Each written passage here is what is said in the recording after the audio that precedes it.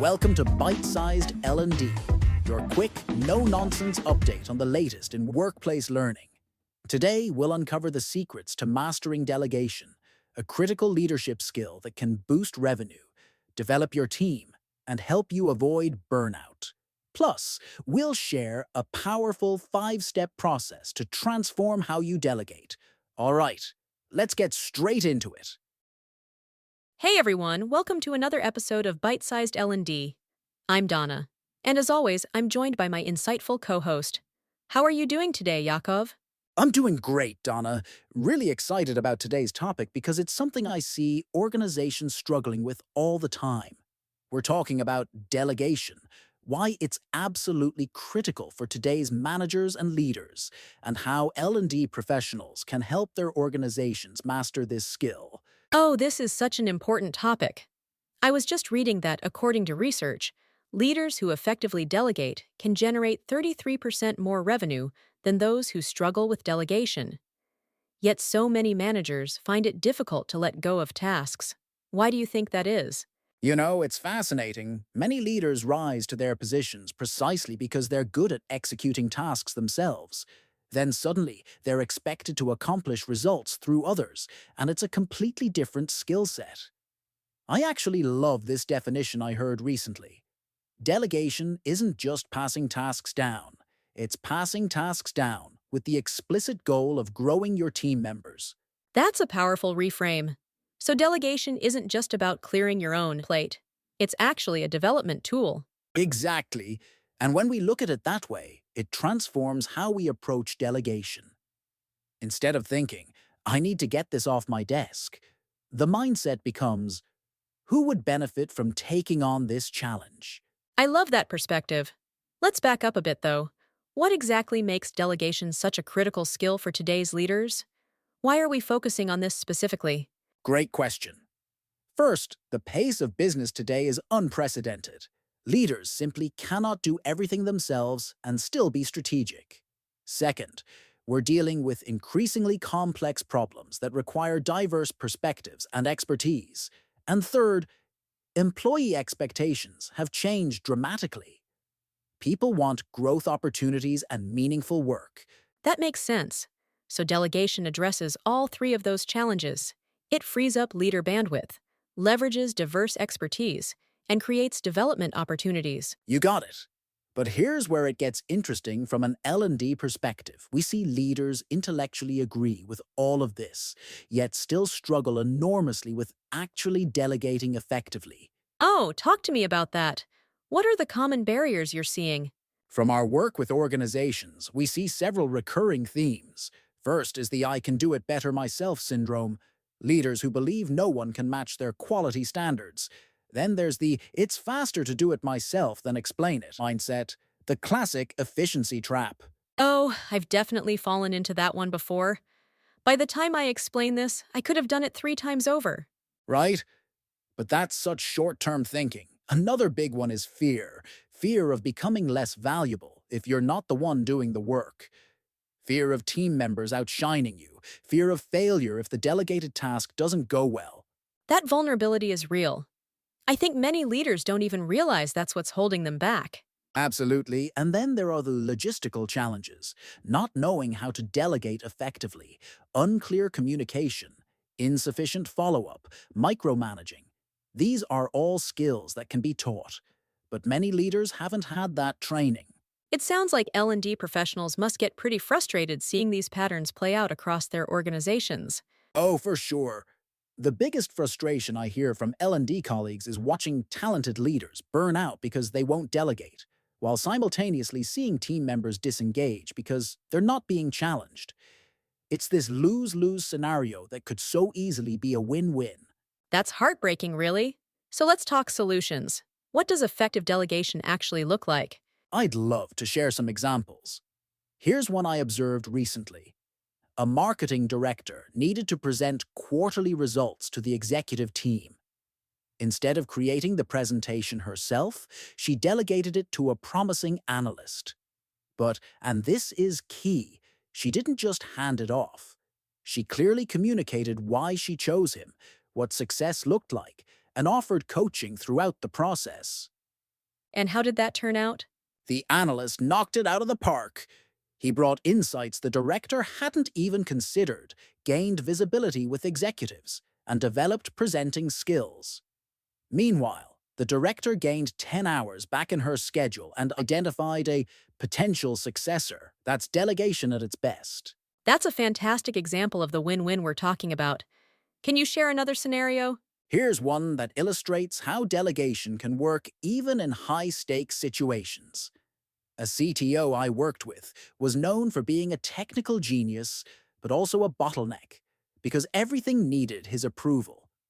We helped him identify a complex technical challenge that was important but not urgent and delegate it to a promising engineer. I bet that was hard for him. It was, but we created a structured process where the engineer would make recommendations, explain his reasoning, and the CTO would provide feedback. Over time, the CTO learned to trust the engineer's judgment and gradually expanded the scope of what he delegated. And the benefit was? Within 6 months, the CTO had freed up 40% of his time for strategic initiatives that had been on the back burner for years, and the engineer was being groomed for a leadership position. Even better, it created a ripple effect where other team members started asking for stretch assignments. These examples make delegation sound like magic. But I imagine there are pitfalls to avoid too, right? Definitely. The biggest mistake we see is what I call drive-by delegation, dropping an assignment on someone's desk without context, clear expectations, or support, and then disappearing. Oh, I've experienced that. It feels awful to be on the receiving end. It undermines trust and actually creates more work in the long run. Another common mistake is delegating only the routine, boring tasks while keeping all the interesting, high-visibility work for yourself. That's not going to do much for team development, is it? Not at all. It creates a two-tier system where team members feel like task rabbits rather than developing professionals.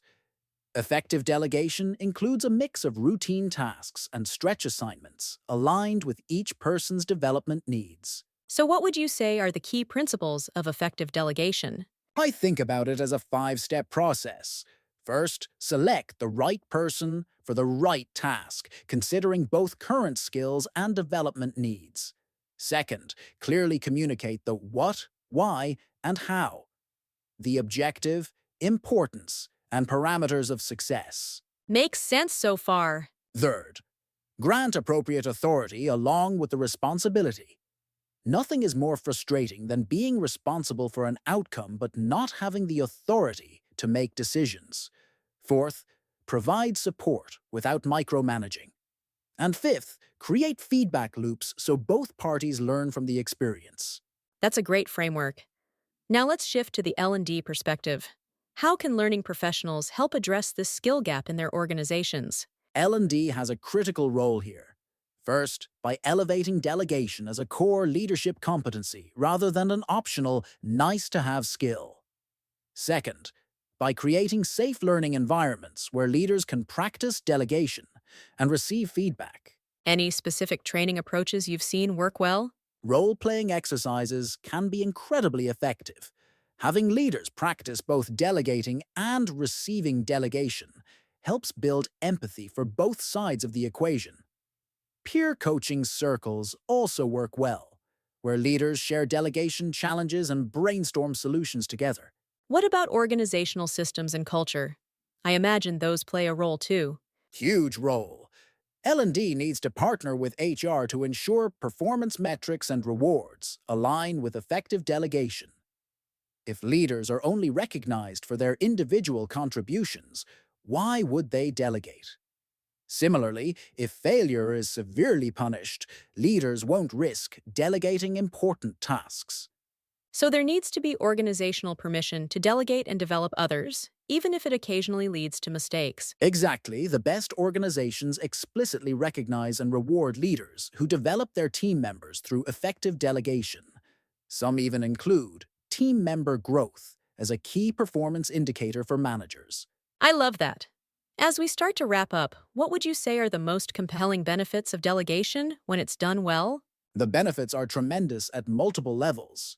For leaders, it creates time for strategic thinking, prevents burnout, and actually enhances their reputation as someone who develops others. For team members, it provides growth opportunities, increases engagement, and builds confidence. And for organizations, it improves succession planning, increases innovation through diverse perspectives, and enhances overall productivity. That's a compelling case. Any final thoughts or advice for our listeners? If you're an L&D professional, consider delegation not just as a time management skill, but as a core leadership development strategy. And remember that effective delegation isn't about creating worker bees to execute your vision. It's about nurturing future leaders who will eventually surpass your capabilities. And if you're a leader listening to this, Start small, but start now. Identify one meaningful task you could delegate this week that would develop someone on your team. And remember, your job isn't to be the smartest person in the room doing all the work. It's to create the conditions where your entire team can do their best work. such great advice, Yakov. Thanks for sharing these insights on delegation, and thank you all for tuning in to another episode of Bite-Sized L&D. Until next time, keep learning, keep growing, and maybe delegate something today. See you next time.